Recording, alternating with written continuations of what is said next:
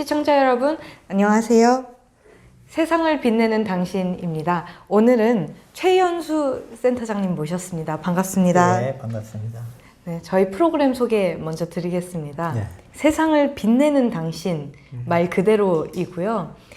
베나TV가 소외계층 또 탈북민 다문화를 집중해서 인터뷰를 하다가 올해 들어서 이제 그분들이 한국에 잘 정착하실 수 있도록 잘 살 수 있도록 실제로 활동하는 사회복지사, 봉사단체 등등의 실제로 대한민국을 빛내고 계시는 분들을 인터뷰하러 다니고 있습니다.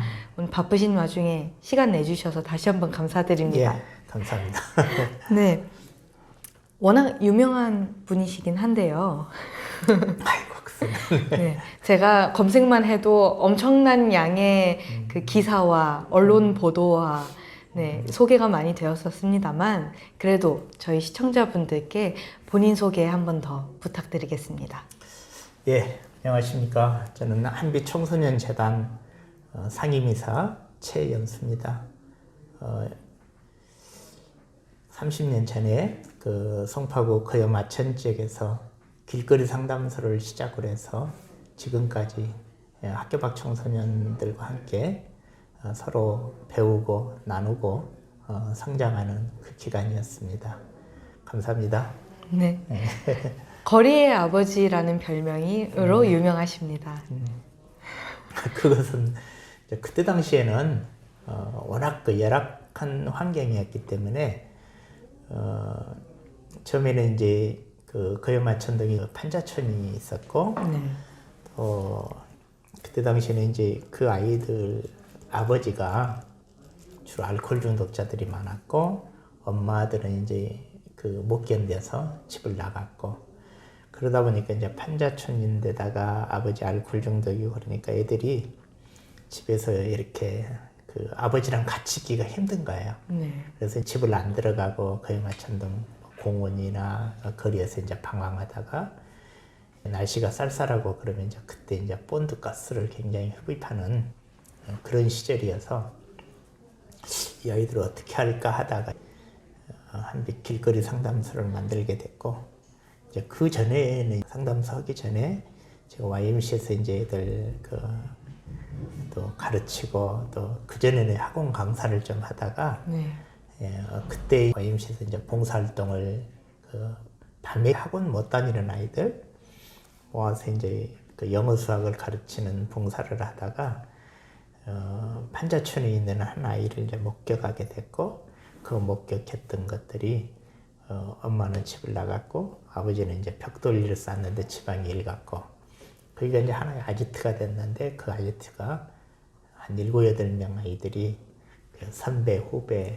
노랑머리, 빨강머리 해드리고 거기서 이제 본드가스 하는 것이 목격되면서 그때부터 이제 그쪽에 관심을 가지면서 아지트에 이제 빵하고 떡 이렇게 아지트에다 넣어주고. 네. 굶지 말고 이걸로 안주해라 이런 말씀하셨다는 기사를 봤습니다. 그걸로 안주해라는 게 아니고 이제 그 애들이 이제 주로 이제 지금은 불금이라고 하잖아요.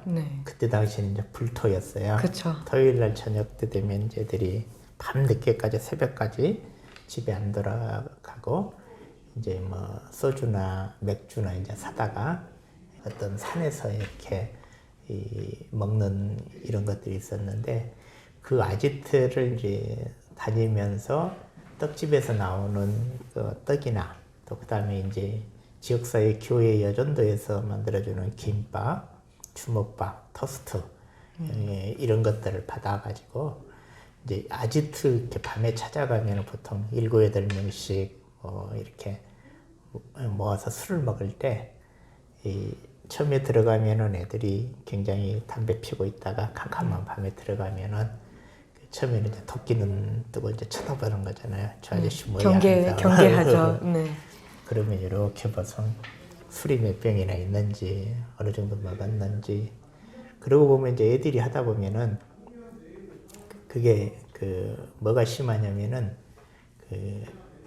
그게 맥주나 또 소주를 사도 안주가 그때 당시에는 새우깡이나 오징어 땅콩에다 그냥 깡소주를 먹는 거잖아요. 그래서 이제 애들한테 야, 그 안주가 이게 뭐냐? 그리고 이거 좀 안주 삼아서 먹으라고 이제 주먹밥이나 토스트를 내놓으면은 애들이 이제 인식이 바뀌는 거예요. 네. 저 아저씨 나 혼내려고 온가 보다 했는데 이건 먹고 술 마시라 하니까 좀 바뀌고 경계심이 좀 풀리는 그렇죠. 거죠. 우리가 이제 그 애들이 이제 경계하는 거잖아요. 그다음에 이제 우리가 상담을 하더라도 이렇게 라포 형성이라는 것이 그 먹은 것부터 시작되는 거잖아요. 그러고 나면 애들이 이제 좀 생각이 달라지고 그러다 보면 이제 너는 뭐가 그리 어려운 일이 있냐 그러면은 애들이 술 한잔 먹고 자기 친구들 또 밤에 이렇게 하면은 그 경계하는 것들이 거의 해제되는 거잖아요. 그러다 보면 이제 저희 엄마 가출했어요부터 시작해서 사연들을 이야기하기 이혼하면서부터 시작하는군요. 여자친구 임신했어요부터 시작해서 다양한 거리가 나오잖아요. 그러면 그 이야기 듣고 중요한 것은 그 연락처에 적어가지고 내가 해결해 줘야 될 문제, 만약에 임신이나 이런 부분은 그들을 스스로 해결할 수 있는 문제가 아니잖아요. 그 다음에 또 이제 학교를 곧 데드라인에 잘리기 데드라인에 있든지 또 경찰서에 재판이 있든지 이런 것들은 누군가는 도와줘야 되잖아요. 그래서 이제 그거 적어놓고 또 같이 기도해주고 그러고 나서 이제 그 다음 날 이제 월요일부터 또 금요일까지 그 주간에 받았던 숙제 이제 애들 해결해주고 또 때로는 재판이 있으면은 가지고 경찰서 가면 또 가지고 이런 것들이 하면서 이제 한빛 길거리 상담소가 되었고 또 그러다 보니까 우선은 이제 그때 당시에 혼두가스 하는 애들이 많았기 때문에 어떻게 하면 그걸 줄일까 그런 생각을 많이 했었고요.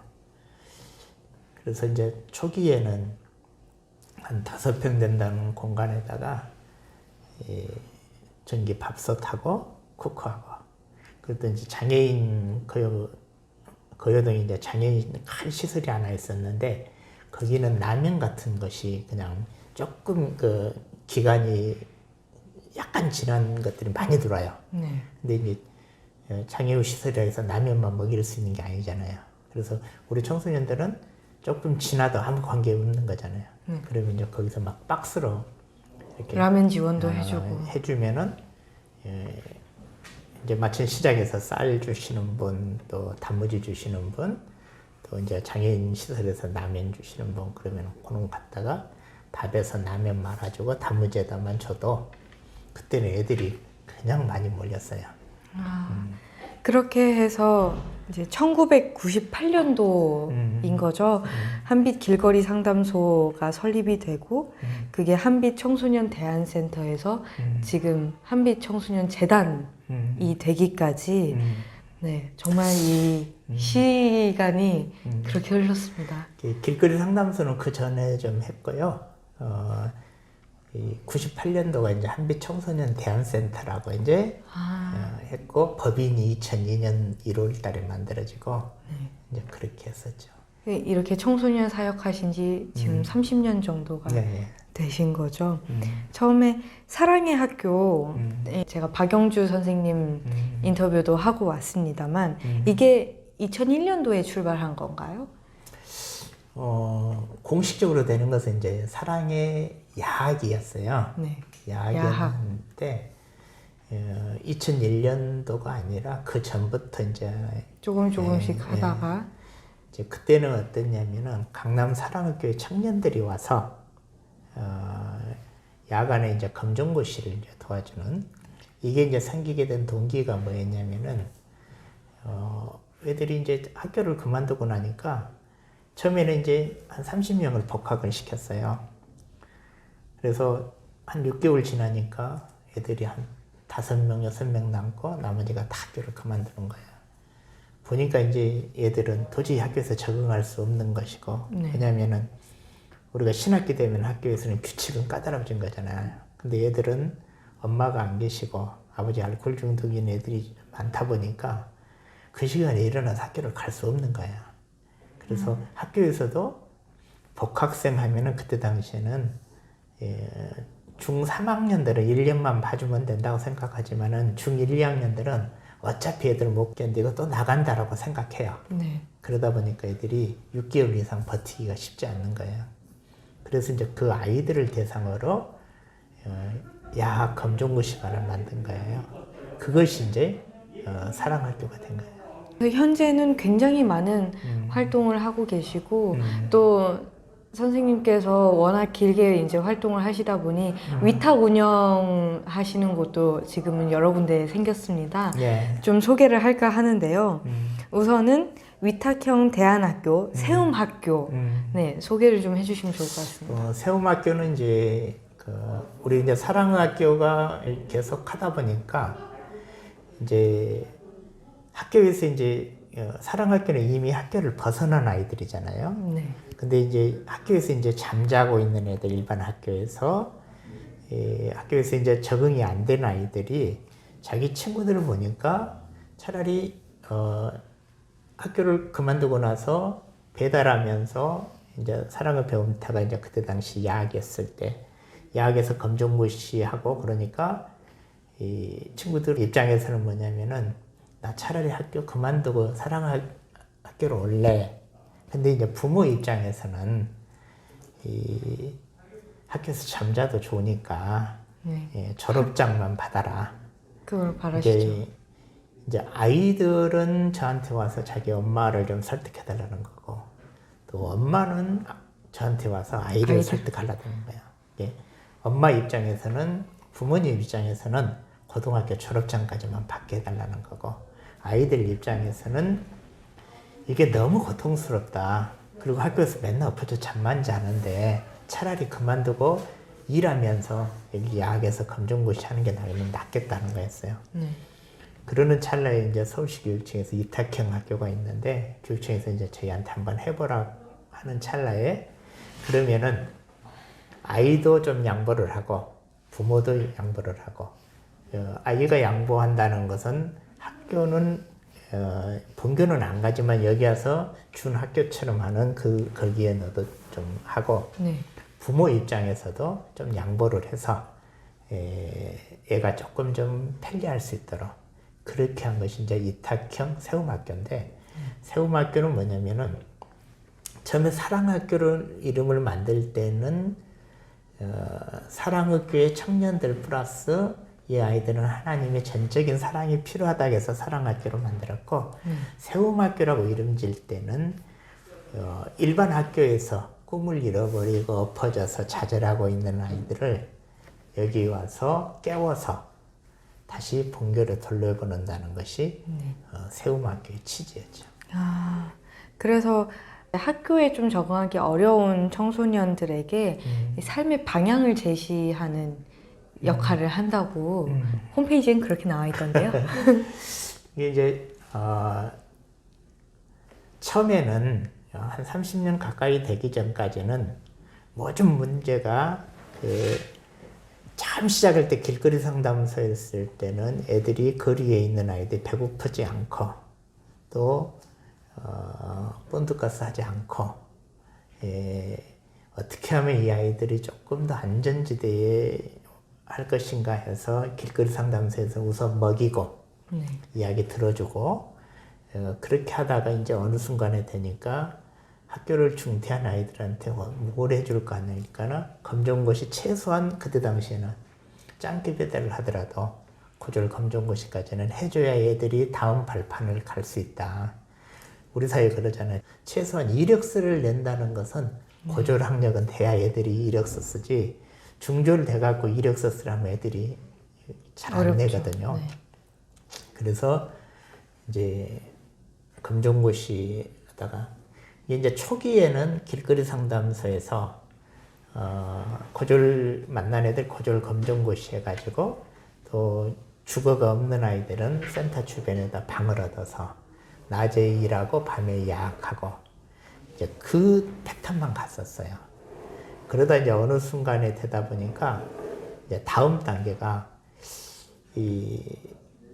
이제 세움학교도 있고 하다 보니까 2015년도에 학교 밖 지원법이 마련되면서 이제 꿈드림이 생기게 된 거예요. 그러면서 이제 그때부터 이제 고졸 검정고시까지는 어떻게 해서든 됐고, 과거에는 이제 검정고시가 어떻게 돼요? 어려웠잖아요. 네. 과락이 있었으니까. 근데 지금은 이제 과락이 없어지면서 막 90% 합격률이 되는 거예요. 네. 그래서 이렇게 이제 제자들이 초기에 이렇게 해서 지금은 이제 결혼식하고 주례까지 이렇게 서는 과정을 보면서 이제 어떤 생각을 했냐면은, 이게 단계별로 애들이 가야 할 매듭이 있는데, 그때 당시 잘 모를 때는 우선 내 눈에 보이는 것에만 집중하게 된 거잖아요. 근데 요 아이들이 20년 후를 보고, 지금 우리나라 교육에서는 19살 때 어디 대학 가느냐가 인생이 결정된다고 하는데, 저희 제자들 보면은 그렇지 않거든요.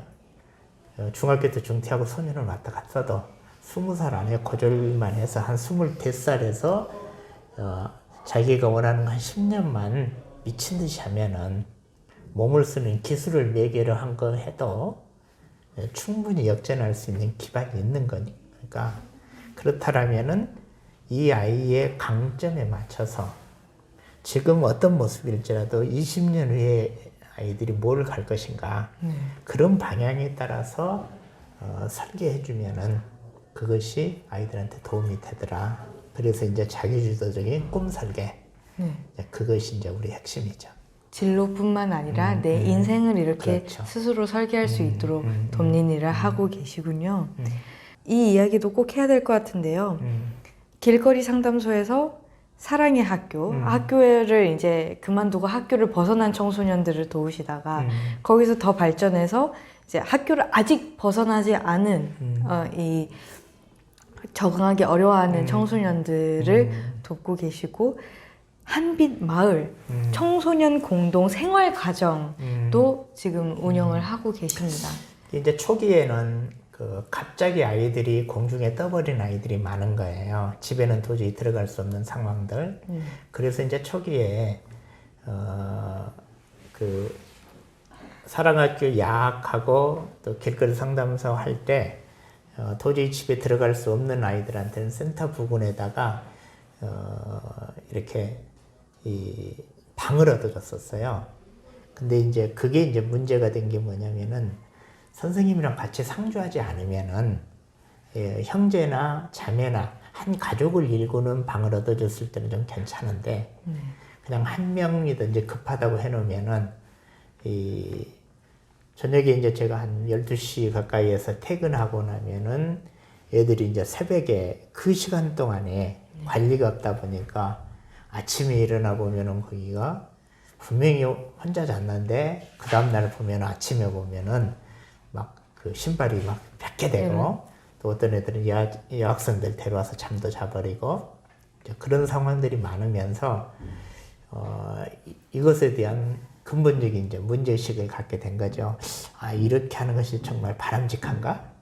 그러다가 이제 오금동으로 옮겨오면서, 이사 오면서 그걸 다 정리하고 LH공사에서 주택 위에 꼭대기층 한 층을 해서 거기다 이제 그룹홈을 공식적으로 해보자 해서, 특히 이제 청소년기 때 중고등학교 나이 때 갑자기 이제 공중에 가정이 이제 뭐 부모님이 돌아가셨다거나 또 할머니가 키우다가 할머니마저 돌아가셨다거나 해서 어디 갈 데 없는 아이들이 이렇게 있을 때, 그 아이들이 그룹홈이나 다른 고아원에 들어가는 것이 쉽지가 않아요. 그래서 그 특화로 해서 한빛마을을 만든 거죠. 방금 그게 이제 쉽지 않다고 말씀하셨는데, 사실 그런 그 센터 같은 곳들은 이제 아주 어렸을 때부터, 뭐 고아원 같은 경우에도 아주 어렸을 때부터 지내서 이렇게 성장해서 중고등학생이 된 아이들은 케어를 하려고 하는데, 중간에 이렇게 투입된다고 해야 될까요? 중간에 들어오게 되는 아이들은 조금 본인도 적응하기 어려워하고 센터에서도 케어하기 어려워한다는 말씀을 오면서 하셨습니다. 그게 이제 그룹홈이라는 게 이제 작은 가정이잖아요.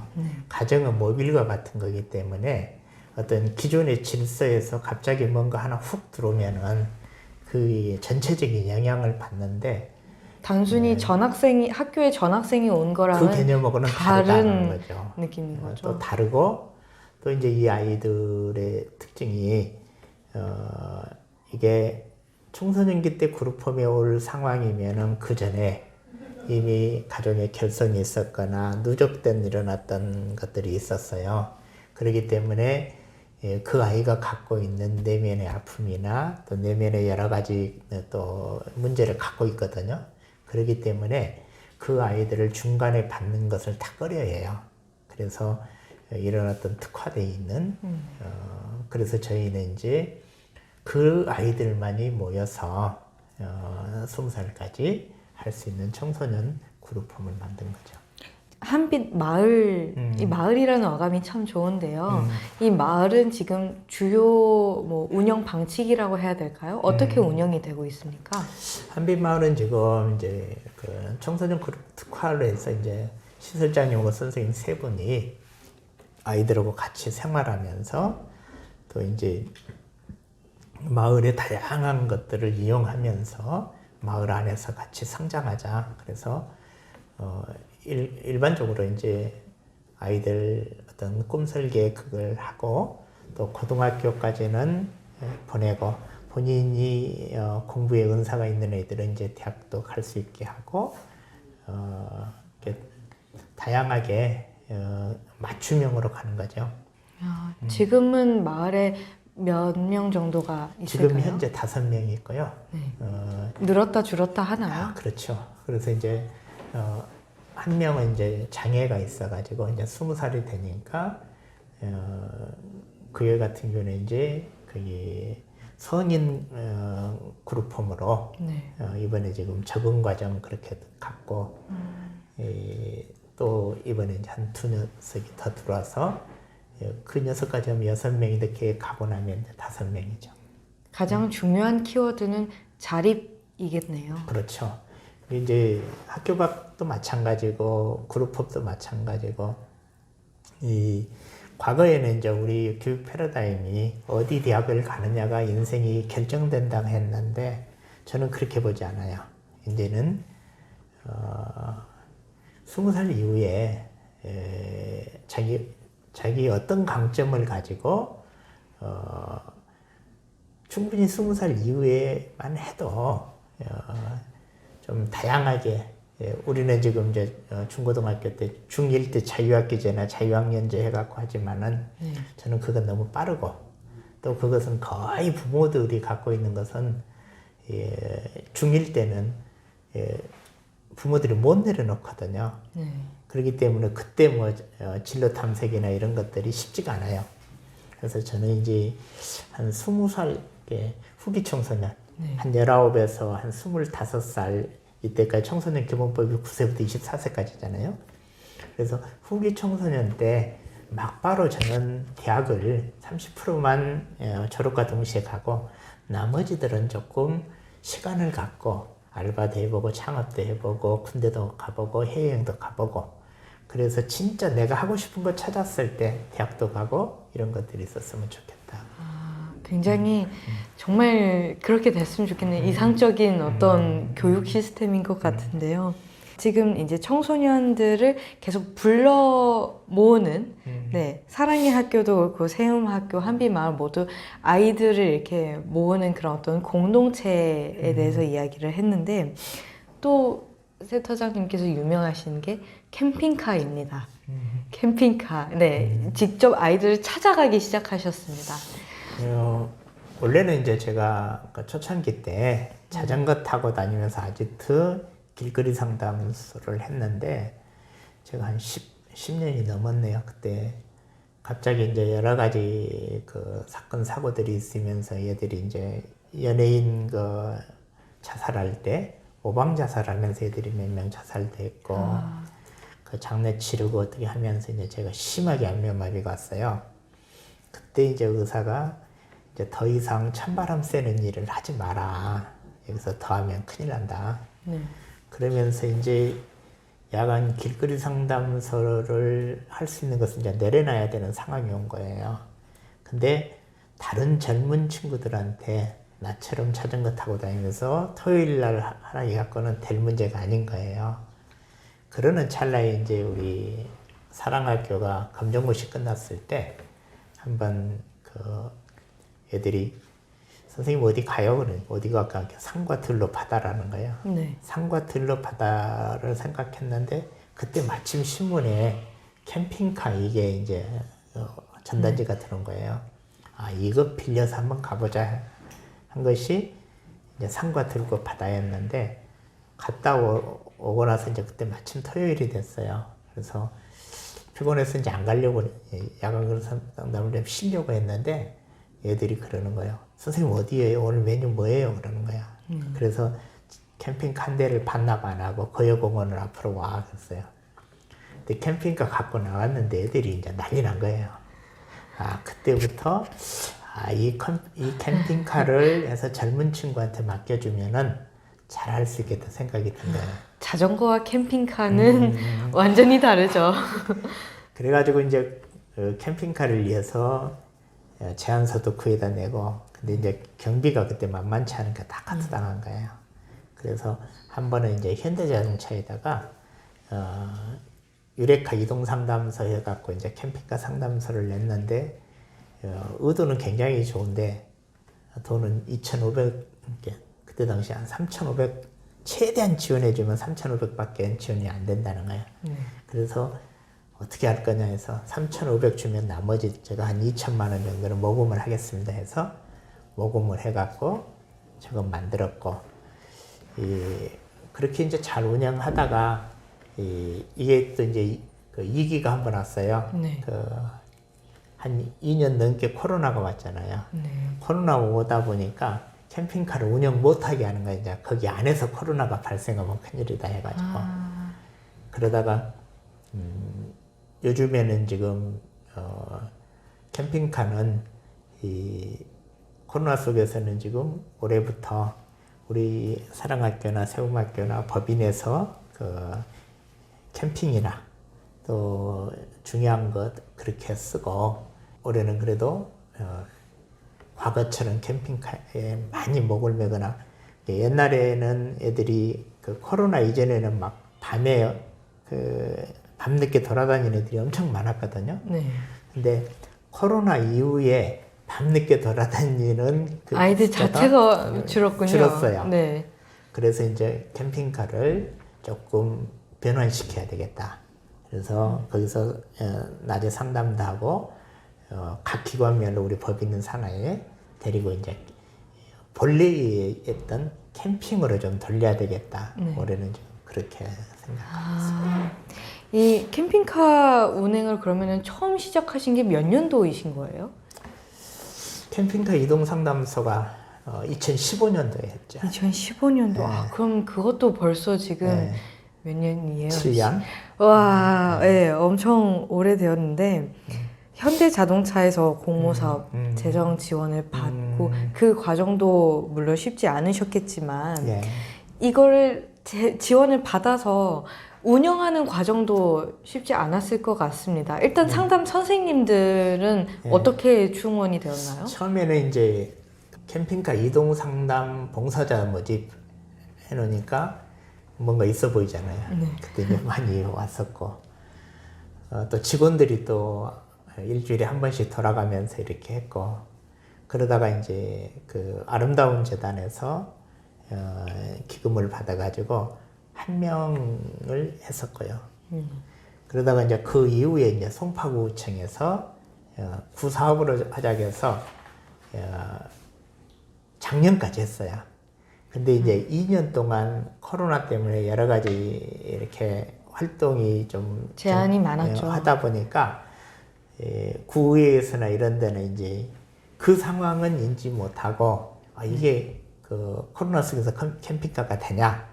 그래서 또 예산을 깎아본 거예요. 그래서 올해부터는 구 예산 없이 우리 자체적으로 캠핑하고 법인 안에서 쓸 수 있는 그렇게 하자라고 이제 결정하고 가는 거죠. 캠핑카가 있으시면 전국을 다 다니실 수 있는데 이 캠핑카의 최종 목적지는 어디입니까? 이제 요즘에는 이제 그 옛날에는 캠핑카가 엄청나게 센세이션을 일으켜 있는데요.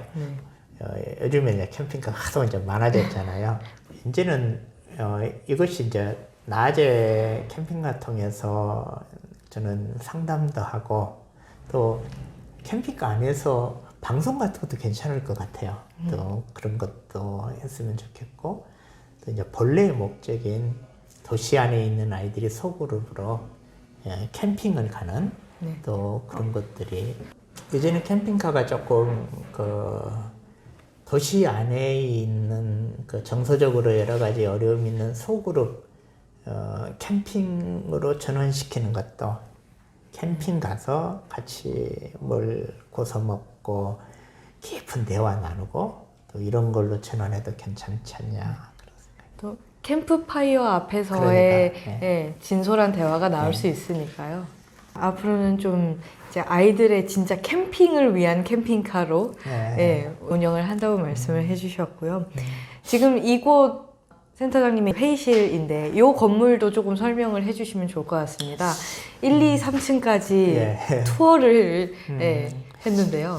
원래는 여기가 이제 그 제가 생각했던 것은 후기 청소년 자립 플랫폼을 만들어야 되겠다 해서 원래는 여기가 송파구 내일 찾기 센터로 처음에 생각을 했어요. 그리고 원래 그걸로 스탁을 받았는데 나중에 이제 송파구에서 입장이 이제 조금 그 4차 산업인 미래교육센터에 방점을 쓰다 보니까 저는 여기 이제 절반은 후기 청소년 창업하고 또 일자리 만들고 그래서 고졸 검정고시 마친 애들이나 또 일반 고등학교 졸업하고 대학을 안 가는 청년들이 이곳에 와서 다양하게 좀 도전해 볼 수 있는 그런 공간에다가 절반은 일반 초중고등학생들 체험할 수 있는 이런 걸로 했었는데 그 기조가 좀 바뀌면서 이제 미래교육에서 초중고 학교 다니는 아이들 중심으로 이런 기관이 조금 이제 조정이 됐어요. 그렇지만은 또 구에서 하는 거기 때문에 이것은 그대로 가고 또 2층에 있는 공유 오피스나 또 밖으로 빼서 실내 건축이나 요리 창업이나 다양한 어떤 후기 청소년들 일자리 창업 쪽 부분에서는 여기서 못하는 것은 법인으로 빼서 지금 진행 중입니다. 네, 3D 프린터기, 무슨 미싱 재봉틀, 그 다음에 스튜디오와 방송실까지 이곳은 굉장히 잘 되어 있더라고요. 여기는 지금 학교에서 계시는 선생님들이 여기를 한번 와보면은 굉장히 그냥 놀라셔요. 그리고 일반 아이들이 와도 이제 2층에 보시면은 절반으로 이렇게 나눠져 있잖아요. 메이커 공간에는 우리 청소년들이 아이디어를 구상해서 상상해서 그것들을 실제화시켜서 제품을 만들어내는 과정까지가 모든 과정이 이 안에서 다 가능할 수 있도록 만들어져 있고요. 또 절반 정도는 미디어, 영상, 또 사진, 그 다음에 이제 그 와컨보드도 이제 설치되어 있기 때문에 웹툰이나 또 이 코딩이나 이걸 같이 할 수 있도록 만들어져 있고 또 한쪽에는 후기 청소년 창업 일자리 할 수 있는 그 공유 오피스가 되어 있고요. 1층에는 이제 마을에 누구든지 와서 커피 마시면서 또 이야기할 수 있는 그런 공간이 되어 있습니다. 네. 지금 학원 선생님 전에는 학교 선생님도 하셨었는데 그 기간까지 모두 합치면 청소년 사역을 30년 넘게 하신 거죠. 여러 활동을 하셨는데요. 오늘 방송에서 다 언급은 못했지만 초기에 이제 그 청소년들 데리고 한빛 FC 축구단도 만드시고 지금은 닫았지만 이제 후기 청소년들 바리스타 과정에서 휴카페도 운영하셨었고 정말 많은 활동들을 하셨습니다. 특별히 기억에 남는 활동이 있으시다면요? 저는 이제 그 길거리 상담소부터 시작해서 지금까지 갈 때 우리 학교 밖 청소년이 필요하다라면은 재정 생각 안 하고 뭐 한다라면은 우리 직원들은 돈을 어디서 나서요? 우리가 지금 그거 할 때가 아닌 것 같은데요. 네. 근데 이제 저 같은 경우에는 필요하다라면은 무조건 저질러 놓고 한 3년 지나고 나면은 그게 이제 좀 되고. 근데 이제 어떤 사람들은 그래요. 이거 하다가 또 상황이 바뀌면 어떡해요? 상황이 바뀌면 문 닫으면 되는 거고 또 새로운 상황이 있으면 언제든지 저지르는 거고. 그렇기 때문에 우리 한빛 FC 축구팀도 만들었다가 없어지기도 하고 슈카페도 있다가 없어지기도 하고 또 어떤 것은 용도 변경되기도 하고. 근데 이제 그 모든 것들이 저는 이제 송파구 안에서 발굴하고 상담하고 교육하고 보호하고 자립하는 것이 좀 한 시스템 안에 있었으면 좋겠다. 우리는 우리 청소년들이 기본적으로 후기 청소년 돼서 자립해서 제가 이제 결혼식 주례를 한 75상 샀는데 네. 이것들이 좀 각 지역마다 오래 누군가가 버텨 있어서 10대 때 했던 그 청소년들이 갖고 있는 답답함이 있고 20대 때, 30대 때도 다르거든요. 네. 그럴 때마다 초기의 제자들이 이곳을 통해서 끊임없이 소통할 수 있고 더 나은 성장을 위해서 서로 배우고 네트워크가 된다라면은 저는 굉장히 중요할 것 같아요. 그래서 과거부터 지금까지 본다라면은 지금은 이제 우리가 시스템이 학교 밖 청소년이 발굴해서 고졸 검정고시까지가 옛날에 중요한 맥이었는데 이제는 검정고시 할 때까지는 시스템화가 다 됐어요. 그러면 이제 요즘에 제가 방점은 후기 청소년의 자립, 일자리, 도전할 수 있는 플랫폼. 이 19살부터 25살, 6살까지가 네. 사실 대학교를 가지 않으면 예. 학생도 아니고 예. 뭐 사회인도 아니고 굉장히 붕 떠버리는 시기입니다. 거예요. 그래서 저는 이제 또 우리가 전부 다 기존에 대학을 다 가놓으니까 이 대학을 나오면 요즘에는 옛날처럼 취업이 되는 것도 아니잖아요. 그러다 보니까 졸업을 유보하고 어학연수 갔다고 뭐 하는데 나이만 그냥 한 30대 번호 이런 거예요. 차라리 저는 고등학교 과정에서 고졸을 하고 나서 여행도 가고 창업도 도전해봐서 학력이 필요하다면 요즘에 방통대도 있고 사이버대도 있고 자기 하는 일 역량을 계속 구축하면서 나중에 필요할 때 대학원을 가면 되는 거예요. 굳이 여기다 시간을 다 쏟을 필요도 없고. 근데 이제 여건이 되고 자기 역량이 되는 졸업과 동시에 가는 게 맞죠. 근데 우리는 후기 청소년에 대한 고졸이 돼가지고 대학을 안 가면 우리는 커뮤니티가 없어요. 다 그냥 나만 실패한 사람 같고 나만 그렇죠. 뭔가 좀 부족한 사람 같고. 근데 그것들이 시군구 단위에 플랫폼이 만들어져 있으면은 굳이 우리 엄마 아빠들이 자기 노후 준비 하나도 못하고 그냥 대학에 올인시키면서 저는 그것을 이제는 막아줘야 된다. 우리 교육계획이 밑으로부터 혁명이 일어나야 된다. 그것은 후기 청소년에 대한 플랫폼이 없이는 그게 불가능하다. 왜냐하면은 대학 안 가면 뭐 할 건데. 그렇죠. 믿고 맡길 수 있는 그렇지. 플랫폼이 있어야 부모님들도 설득이 그렇죠. 되시죠. 그래서 이제 그것에 대한 끊임없는 제가 이제 올해 60인데 한 5년 정도 그것에 대한 끊임없이 한번 미쳐보려고 하는 겁니다. 끊임없이 미칠 수 있는 이 원동력이 뭔가요?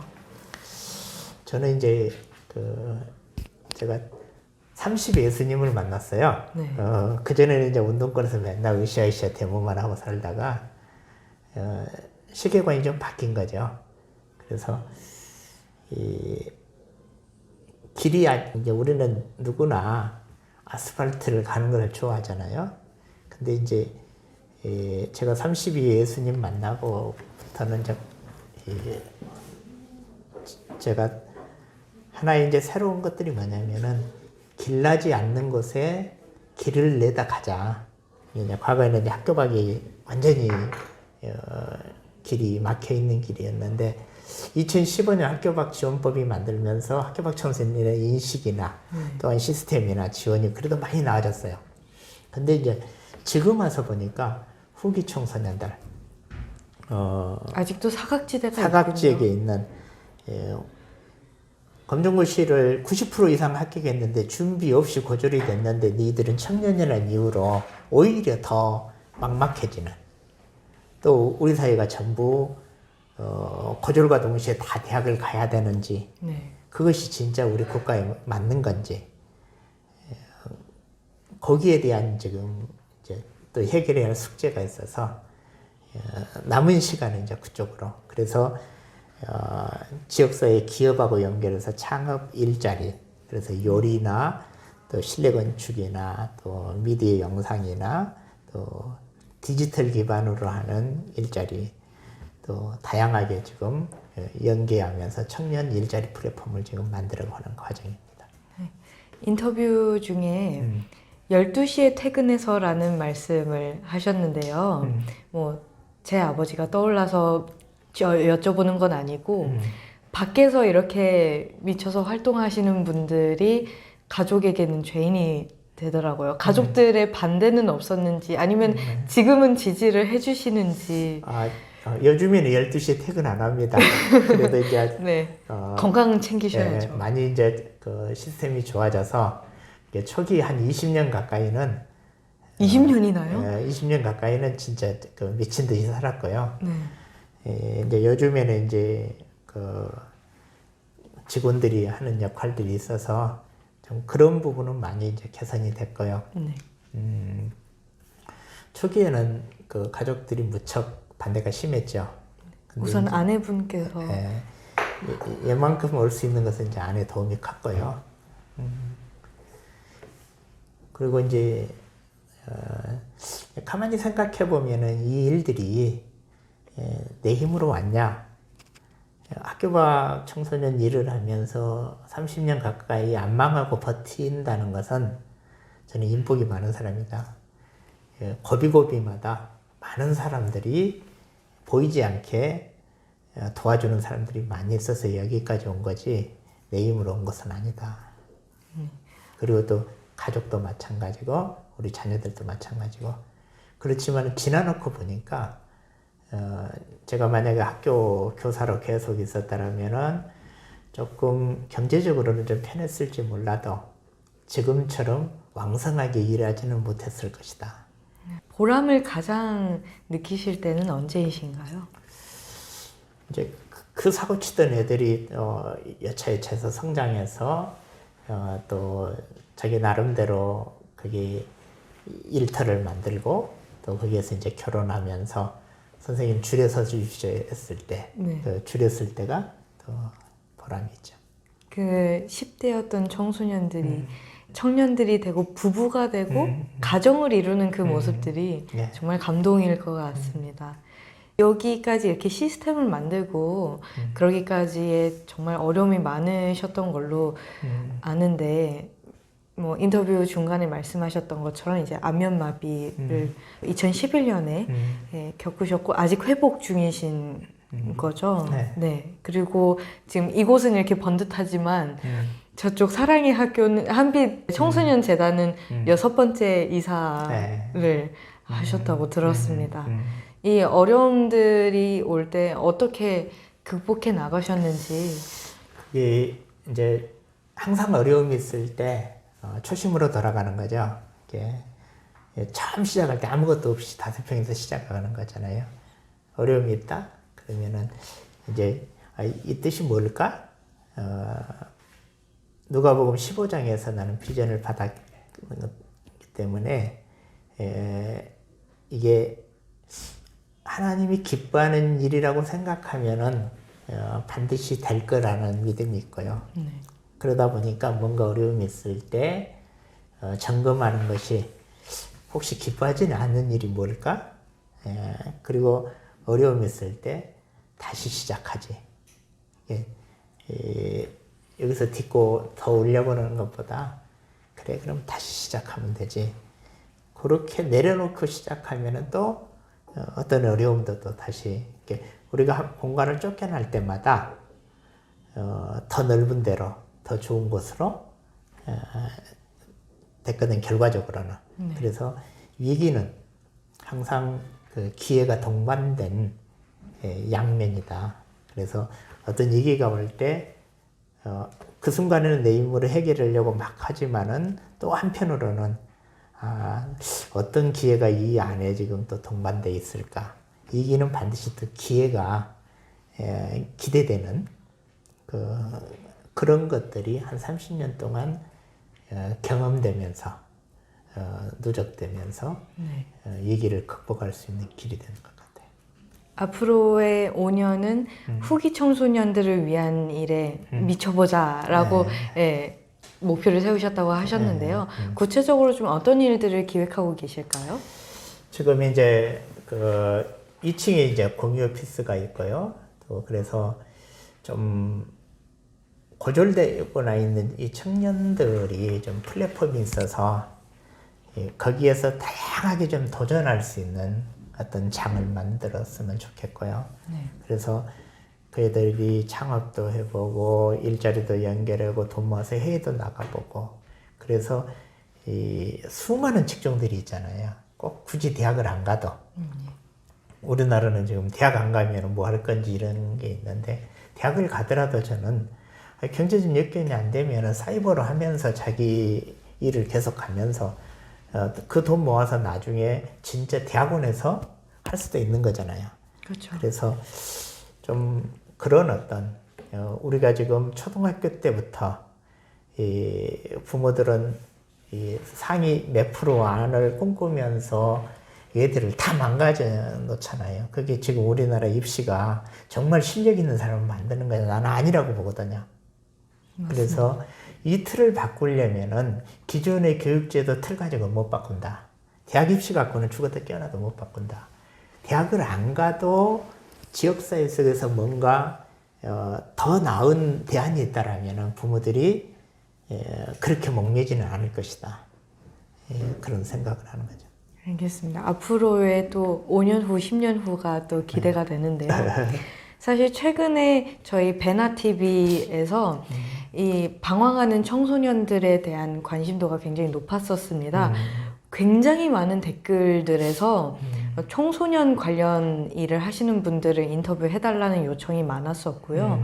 또 최근에 넷플릭스에서 김혜수 배우님이 출연해서 또 아주 화제가 됐던 이 소년심판이라는 드라마를 통해 그 방황하는 청소년들에 대한 사회적인 관심도가 좀 높아진 것 같습니다. 이에 대해서는 어떻게 생각을 하시는지요? 저는 이제 100세 시대잖아요. 근데 우리는 지금 그 20살이라는 기점으로 봤을 때 인생이 5분의 1밖에 안 산 거거든요. 우리는 이제 그때는 그 10대 안에 어떻게 보면은 빙산의 일각인 빙산이 이렇게 드러나 있는데 겉으로 드러난 모습은 10대의 모습은 부모 환경에 의해서 이게 노란 싹이냐 빨간 싹이냐 싹수가 있냐 없냐로 이렇게 규정이 되잖아요. 근데 지금 10대 요것은 자기 있는 모습 그대로 드러나는 모습이 아니라는 거예요. 부모 환경에 의해서 드러나는 모습이지. 근데 저는 이제 지금까지 학교 밖 청소년, 사각지기 청소년을 하면서 느꼈던 것은 뭐냐면은 비록 가정이 해체됐다 할지라도 소년에 갔다 왔다 할지라도 극단적인 좌절이 있었다 할지라도 얘들이 살아만 있으면 그리고 20살 안에 어떤 형태로든지 소년은 갔다 왔다 할지라도 고졸 검정고시를 해놓고 그 안에 자기 강점을 찾아서 한 20살에서 5년 안에만 어떤 것들을 하나 선택해서 진입해서 거기서 10년, 그러면 25살에서 10년 하면은 35까지 어떤 일을 해도 거기에 몰입하다 보면은 저는 반드시 살 길이 있다라는 거예요. 그래서 차라리 그 10대 때 방황도 해보고 바닥도 쳐보고 그래서 나는 이걸로 내 인생의 승부를 봐야 되겠다 이 아이들하고 아무 생각 없이 부모가 시키는 대로 가가지고 그냥 대학 가라니까 가고 해서 했는데 나이가 이제 부모들이 기대는 그냥 사자 들어가는 거나 요 기대에서 자기가 못 맞춰줬을 때 실패감, 좌절감 이 아이들보다 오히려 이쪽이 더 빠를 수 있다는 거야. 그렇기 때문에 백서시대 속에서 어느 정도 어떤 자기 주도성이 좀 발휘될 수 있는 것들 그리고 갈수록 이렇게 이 몸을 사용하는 기술을 중심으로 해서 틈새 시장 속에서도 얼마든지 길이 있다. 저는 그렇게 생각합니다. 이 사회의 시선도 아직은 좀 차갑습니다만 이 편견, 사회적 인식 어떻게 좀 청소년들을 바라봤으면 좋겠는지요? 저는 이제 그렇게 봐요. 우리 인간을 꽃으로 비교하면은 누구나 꽃은 인생에 있어서 한 번은 핀다. 근데 그것이 일찍 피느냐, 또 늦게 피느냐. 봄에 피는 꽃도 있고, 여름에 피는 꽃도 있고, 가을에 피는 꽃도 있고, 겨울에 피는 꽃도 있다. 근데 우리는 우리 기준으로 이때 꽃 피는 것만이 정답이고, 이때 꽃 피는 것은 실패한 거고, 다 다르다라는 거예요. 그래서 각자 우리는 다 다르게 지어졌고, 그렇기 때문에 어떤 기준을 딱 정해놓고 요것은 성공한 사람, 요것은 실패하는 사람 좀 각자가 자기답게 당당하게 살아갈 수 있는 어떤 것들이 됐으면 좋겠고요. 이제 앞으로는 저는 그렇게 되리라고 봐요. 조금 더 사교육이 유동적으로 된다면 훨씬 더 이 방황하는 청소년들이 줄어들지 않을까 그렇죠. 싶네요. 공부도 하나의 은사인데 전부 다 우리 대한민국 전 청소년들을 전부 상위 5% 안에 들어오면 이것은 말이 안 되는 거잖아요. 말이 안 되죠. 다양한 길이 조금 더 열려야 그러니까. 된다고 생각이 됩니다. 그 잣대에 못 들면 실패자라고 하면은 말이 안 되는 거잖아요. 오늘 사실 제가 출연 요청 드리는데 굉장히 어려움이 많았습니다. 우선 굉장히 바쁘셔서 연락도 잘 안 되시고 2번 출연 거절하시고 제가 출연 요청 제가 3고초려 했습니다. 센터장님. 너무 바쁘시게 활동을 하고 계셔서 존경스럽고 또 감사한 마음이 들고요. 바쁘신 와중에 시간을 내주셨는데 너무 감사드리고 출연 소감 마무리 한 말씀 부탁드리겠습니다. 처음에 이제 베나TV라고 해서 이거 해야 되나 말해야 하나 이제 그런 생각도 있었고, 근데 이제 배움과 나눔이라고 해서 저희 모토는 이제 함께 배우고 성장하는 거거든요. 그래서 그게 상업성은 아닌 것 같다. 그래서 제가 이제 나중에 했던 거고요. 근데 이런 것들이 좀 유튜브나 이런 것도 너무 상업성 말고 어떤 각 분야의 아젠다를 가지고 좀 건전하게 세상의 어떤 틈새를 메꿔 갈 수 있는 그런 것들은 좀 필요할 것 같습니다. 아무튼 또 기대가 됩니다. 감사합니다. 세상의 틈새를 메꿀 수 있도록 앞으로도 열심히 활동하겠습니다. 제가 센터장님과 인터뷰를 하면서 간디의 명언이 갑자기 떠올랐는데요. 내가 세상에서 보고 싶은 변화를 스스로 만들어가라 라는 말씀을 하셨었더라고요. 센터장님께서 딱 없는 길을 해치고 닦아서 만들어가는 분이 아닌가 그런 생각이 듭니다. 저는 그런 것 같아요. 이렇게 남이 길 내는 거 가는 것은 별로 재미가 없고요. 네. 이 작은 사각지라도 물론 고생도 하고 시행착오도 겪겠지만은 이 땅에 태어났으면은 그 일을 하다 가는 것이 그래도 조금 더 행복한 길이 아닌가 생각합니다. 진짜 마지막입니다. 청소년들에게 한 말씀 부탁드립니다. 영상 편지. 우리 청소년들 10대 때 또한 우리 청년 세대들 20, 30대들 요즘 많이 힘들다고 합니다. 백서시대입니다. 언젠가는 자기에 맞는 꿈이 있고 자기에 맞는 꽃이 향기가 나는 다 다르리라고 봅니다. 다른 사람하고 비교하면은 끊임없이 좌절할 수밖에 없고 절망할 수밖에 없지만은 나다움에 자기의 향기에 대해서 자신감을 가지고 나다움을 가지고 속도는 내가 방향만 일정한 방향을 목표로 가지고 간다라면은 속도에 너무 이렇게 조급해하지 말고 자기 영역에 좀 행복하고 좀 멀리 바라보고 10년 후, 20년 후에 그 분야의 전문가를 꿈꾸면서 초조하지 말고 뚜벅뚜벅 갔으면 좋겠습니다. 대한민국 청소년들 응원합니다. 화이팅! 감사합니다. 이상으로 청소년들의 길과 꿈, 인생을 비추는 세상을 빛내는 당신에 출연해주신 한빛청소년재단의 최연수 센터장님이셨습니다. 감사합니다. 네, 감사합니다.